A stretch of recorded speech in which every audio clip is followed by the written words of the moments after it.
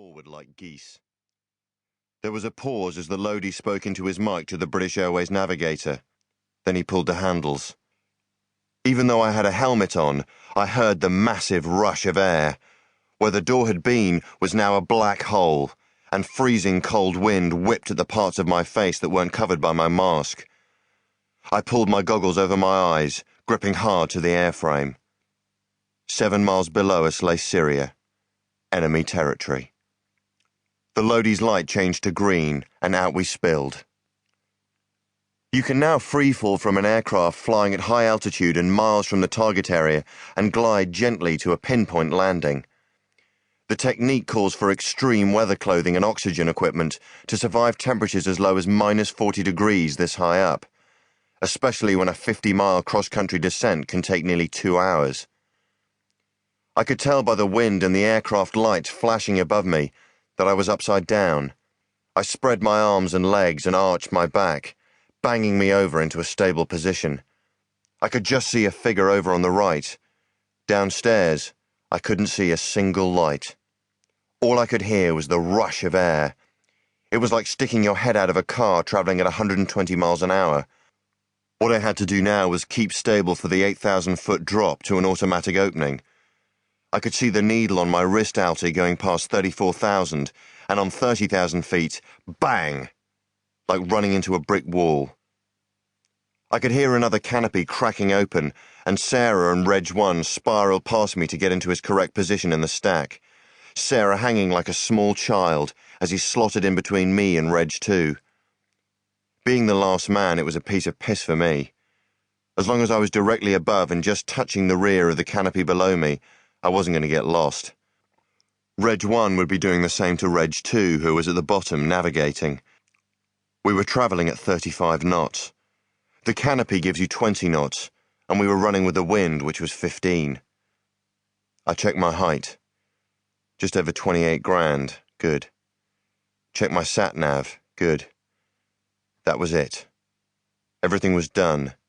The oxygen was working. We were stacked. For the next 30 minutes, we minced along the sky. I started to see lights now.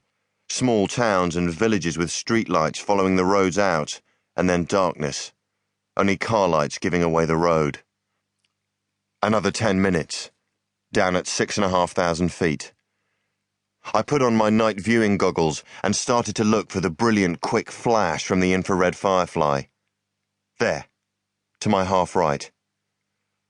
We were coming in on finals. I heard Reg 1 sounding like an infant school teacher. Right, any minute now.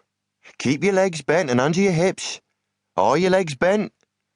I pulled the NVG off. I couldn't see any ground yet, it was too dark. But I heard, "Stand by, flaring soon, flaring." Then his Bergen thumping into the ground, and his command to Sarah, "Now!" His canopy started to collapse as I flew past. I kicked my Bergen off on a 3-meter line. As soon as I heard it land, I flared too. Hitting the deck, I pulled my lines to collapse the canopy. A body appeared. Reg's 3 to 6 were manning the drop zone. They'd been on the ground for 5 days, preparing and placing an explosive attack onto an electricity substation, which was going to close down the town while we hit the target. "You all right, mate?" I recognised Glenn's soft-spoken David Essex voice. The ground commander, the only one whose name I knew. "Yeah, fine." Within minutes, our kit had been stowed in bin liners, and we were aboard 2 Toyota Previas, the drivers wearing NVGs, bouncing along the desert, heading for an industrial estate a mile from the Golan Heights. Glenn and I went way back, to when we were chatting up the same woman who was now his wife.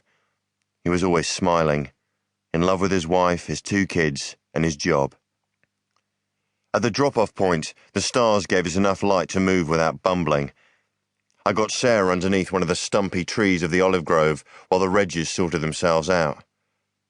The glow of the town could be seen coming from the dead ground about 5 k's beyond the target. The night air was cold, and I couldn't wait to get moving. The driver held up a magnetic box. "Keys," he said. "Both vehicles, rear near side wheel arch." I glanced at Sarah as we both nodded.